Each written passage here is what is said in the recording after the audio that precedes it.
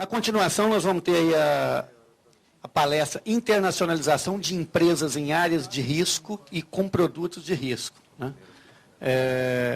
Eu acho que é uma palestra muito apropriada para o nosso tipo de negócio.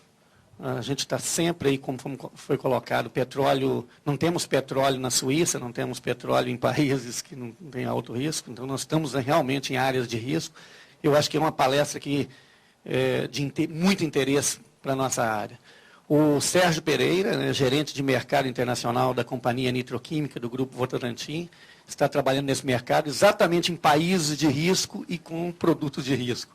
Então, ele vai se apresentar melhor, mas nós mandamos um mini currículo para vocês e ele, durante a palestra deles, ele vai dizendo aí da formação e aonde ele vai atuando, tá bom? Sérgio, vamos lá. Deixa eu só fazer uma coisa para chegar o microfone. Essa daqui, você salva como?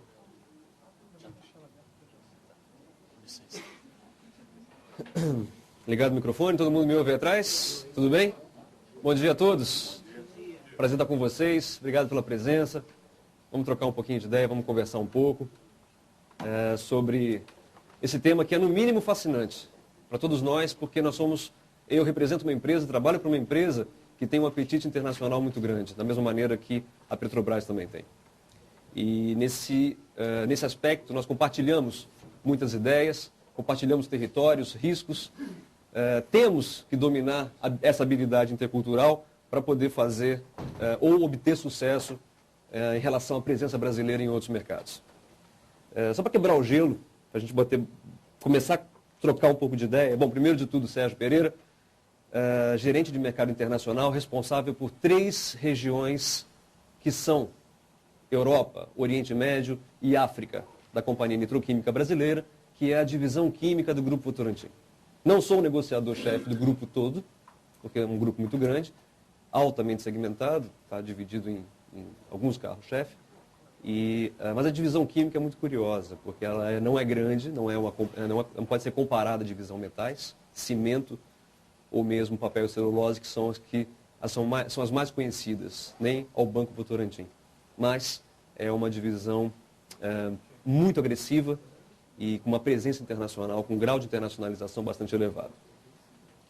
Há 2 semanas eu comecei um giro pela Europa para visitar os meus clientes, que já são os meus clientes habituais, e para negociar alguns acordos globais que eu tenho, ou que eu venho trabalhando já há uns 2, 3 anos. Um dos pontos aonde eu parei para conversar com os meus clientes foi a Suécia.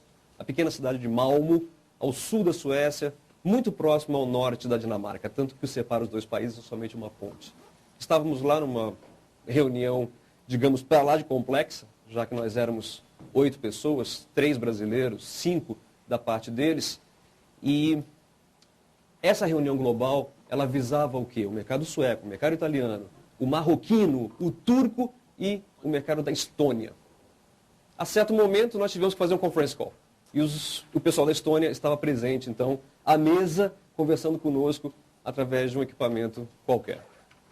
E o curioso, eu não sei se os senhores acompanharam, mas há 2, 3 semanas houve um pequeno problema, ou um grande problema, lá na Estônia, em relação à relação deles com os russos. A presença soviética na Estônia é historicamente reconhecida e, há 3 semanas, o governo local decidiu remover uma estátua do centro da capital, que era uma estátua que homenageava a presença russa, o soldado anônimo russo, e resolveu levar essa estátua, então, para um quartel nos subúrbios da cidade. E a reação foi imediata. 30% da população local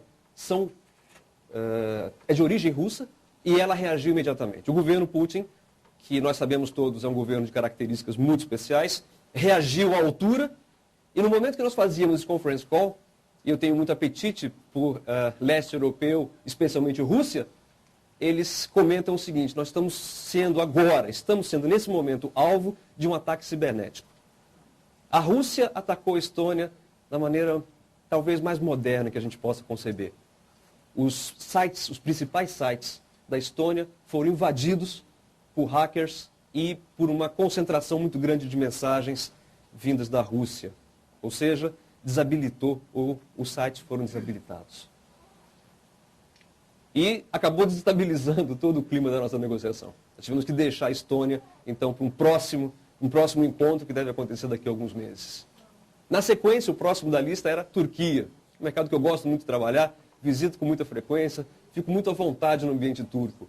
E aí, mais uma vez, um outro pequeno, grande problema que os senhores devem estar acompanhando também, a questão entre o Estado laico e a presença do governo, que é de orientação religiosa. E as manifestações por parte da população nas cidades como Ankara, que é a capital, como Istambul e como Izmir, que é um grande centro industrial. E aí cria-se o fantasma de novamente a gente operar num país que vinha numa balada muito tranquila. Quando eu comecei a operar com a Turquia, no ano de 2003, eu peguei ainda o final daquela fase da consequência da hiperinflação. Ainda cheguei a pegar um monte de zeros, eu perdi um monte de dinheiro indo pessoalmente lá, porque na hora de pagar o táxi eu não sabia exatamente quantos milhões de livros eu tinha que pagar, e às vezes me enrolava um pouco. Peguei já a fase digamos assim, da nova estabilização turca. É um parque industrial muito interessante, um país com potencial muito grande. Agora estava entrando aparentemente nos eixos, já preparando o seu ingresso aonde? Na União Europeia.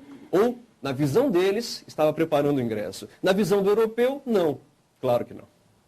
O europeu não tem a mínima vontade de que a Turquia faça parte da União Europeia. É um processo de enrolação contínua que eu não sei quando vai acabar. E agora, com o que está acontecendo, pior ainda. Agora sim, a União Europeia tem todas as desculpas do mundo para falar: esperemos mais um pouco. Vocês são os próximos da lista, mas daqui a 12 anos. Enquanto isso, entrou Bulgária, entrou Romênia e a Turquia ficou para trás. Numa reunião só, eu acabei esbarrando com 2 fatores de risco muito altos.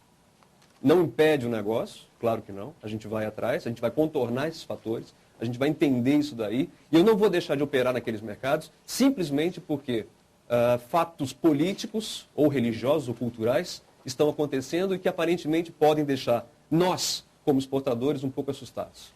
É questão só da gente parar, dar uma revisão, repensar a estratégia de entrada e voltar à carga. Daqui a 2 semanas eu embarco para o Oriente Médio. E dessa leva eu faço Egito, Jordânia e Síria. O último país é o mais curioso, é a Síria, que faz parte do eixo do mal, os senhores bem sabem, junto com Coreia do Norte, Irã, Venezuela e acho que só, né? Tá bom, tá de bom tamanho. No entanto, eu vendo para todo o Oriente Médio, e o melhor pagador que eu tenho, qual é? A Síria. Um país que não tem sistema financeiro internacional, não há bancos internacionais na Síria, onde as regras cambiais são no mínimo confusas, onde o ambiente regulatório é para lá de complicado. Eu vou abrir para vocês aqui, chega de senhores, vamos tratar de vocês. No momento eu só vendo, só exporto material físico para a Síria. A minha internacionalização na divisão química, ela é basicamente venda. Em alguns locais eu atuo também com a distribuição coordenada pelo Brasil. Outras divisões do grupo, eu já vou mostrar, já tem outro tipo de internacionalização. São graus diferentes de internacionalização. A nossa, por característica do produto, eu vou dividir isso com vocês, vocês vão ver que não é tão fácil produzir o que eu produzo lá fora. De volta ao caso sírio, é um ambiente, a princípio, aterrorizante para qualquer tipo de negócio, e, no entanto, as coisas funcionam muito bem. O que eu vou dividir com vocês, muitas vezes, é até complicado quando eu converso com empresários, porque eles falam assim, mas você é louco de fazer um negócio desse? Não, não é questão de loucura. Nós precisamos fazer. Nós temos que fazer. Não tem para onde crescer mais aqui dentro. Quando eu penso em crescimento, infelizmente, as melhores oportunidades não estão nos países considerados seguros. E se eu tenho obrigação de crescer, isso vai ter que acontecer nesses mercados. A certo ponto, eu já tive operações com a Síria, onde o banco sírio solicitava que fosse colocado num documento que a venda já havia sido paga. E, no entanto, eu ainda precisava de 90 dias para receber os créditos referentes àquela venda. Eu tinha que fazer um statement, tinha que assinar, dizendo que o cliente não me devia nada. É uma loucura isso completa. Assinei. Assinei. Mas assinei, por outro lado, eu fiz uma outra coisa. Pode fazer. Recebi rigorosamente em dia, igualzinho o carnê do baú. No momento que eu fiz esse statement, eu joguei e pedi para o meu cliente fazer um outro statement, dizendo o seguinte: apesar das regulações ou da legislação síria, eu, fulano de tal, reconheço que tenho uma dívida de tanto para com fulano, que expira tanto, assinado Damasco, data. Tem validade legal. Tem validade legal. A gente faz uma concessão por um lado e pede por outro. Mas o caso mais complicado, só para a gente quebrar o gelo e poder começar a nossa conversa, eu vou contar já para vocês. No ano de 2004, eu estava numa pequena cidade síria, quase na fronteira com a Turquia, lá no norte da Turquia, chamada Alepo, que é um centro industrial. E os meus clientes são clientes de mercado de tintas, eles fazem tintas, vernizes. Então o ambiente aonde eu negocio nem sempre é o mais bonito. Está longe de ser um escritório sofisticado, muitas vezes a gente vai até em lojinhas muito simples. E são pessoas muito simples. Se comportam e têm padrões de higiene muito distantes dos nossos. Quando você olha para o fulano, você fala assim, eu não vou fazer um negócio com ele. Não com essa unha suja. Não com essa aparência, com essa gravata rota. E aí nós estávamos lá e a proposta foi muito clara. Eu precisava entrar naquele cliente, por razões estratégicas. E ele falou assim, Sérgio, eu estou pronto para comprar tantos contêineres de você, agora, o equivalente a $120 mil. E eu preciso de 90 dias para pagar, a contar do embarque da mercadoria no Brasil. Eu nunca tinha feito um negócio com essa empresa. Não havia nem mesmo conhecimento de quem ele era. Eu cheguei ao país, visitei todos os meus clientes e me foi colocado esse à frente. Eu já conhecia, pelo menos de nome. Eu fiquei totalmente com o pé atrás. O meu agente, eu não trabalho sem um olheiro local. Jamais trabalho, jamais tenho a presunção de que do Brasil eu consiga compreender todas as nuances desses países. Não dá. Você precisa de pessoas locais, com a visão local. E na hora eu falei, é hora de voltar, é hora de recuar. Aí já é demais. 90 dias, com um cara que eu não conheço. Não dá. Olhei para o meu representante local, um homem sírio, um grande amigo. Ele piscou e falou assim, eu rezei rapidamente e aceitei o negócio. Voltei para casa, mas eu não dormi durante uma semana. Por quê? Eram $120 mil a serem pagos a 90 dias, a contar a data de embarque. E como é que eu explicar aquilo para o meu chefe? Tudo bem, nós temos um apetite pelo risco e pelo sucesso maior do que qualquer outra coisa, mas há limite para tudo. O meu tempo de produção é de 25 dias. No 20º dia, a mercadoria estava quase pronta, quase pronta. Eu estava começando a posicionar containers já para poder mandá-la para Santos e depois ser embarcado para Latáquia. No 20º dia me chega um e-mail. Esse e-mail continha um SWIFT, que é uma transferência internacional, pelo valor de $120 mil, acompanhado de uma pequena mensagem.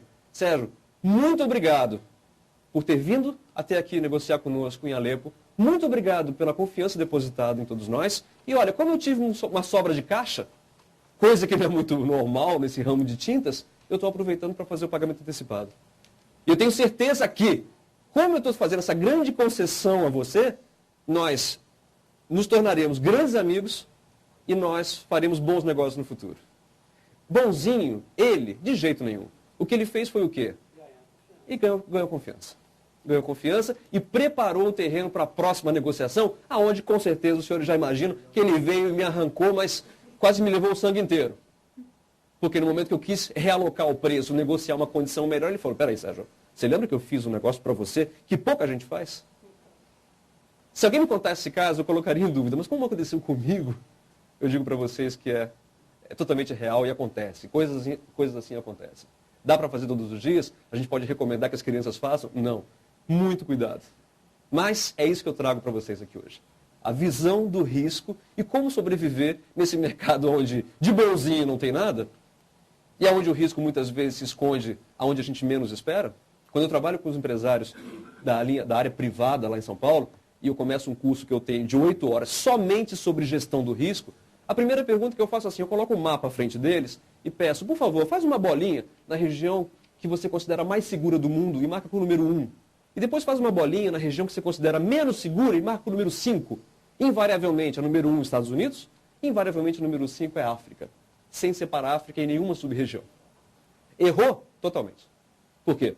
Estados Unidos está longe de ser o mercado mais seguro.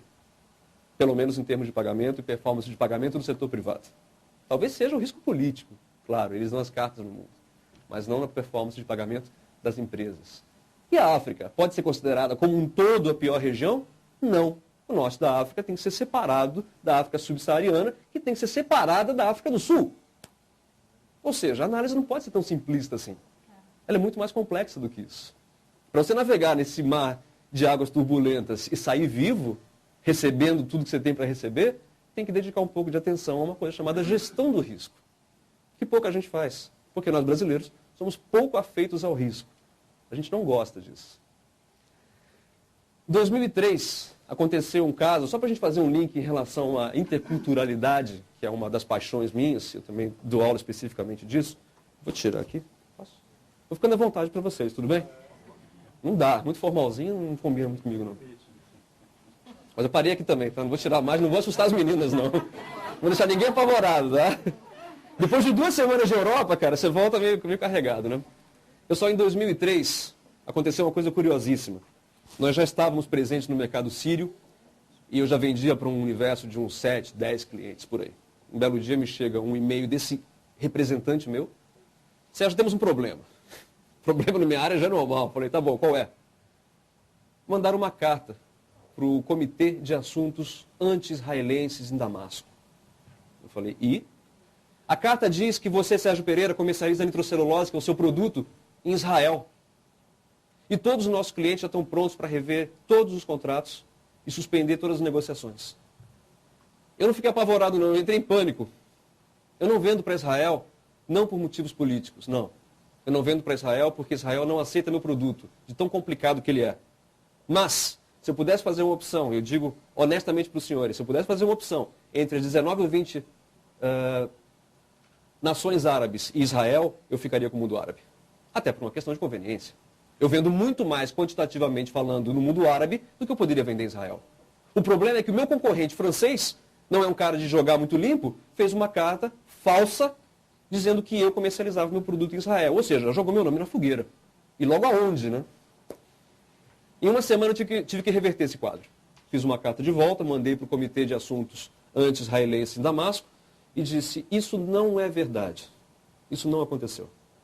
Eu não vou abrir os meus papéis aqui no Brasil, não vou abrir meus controles de operação, as minhas negociações, para provar para esse comitê que eu não sou negociador frequente ou não negocio com Israel. Mas se for necessário, eu estou disposto a assinar um statement, o que quer que seja. 15 dias depois foi levantado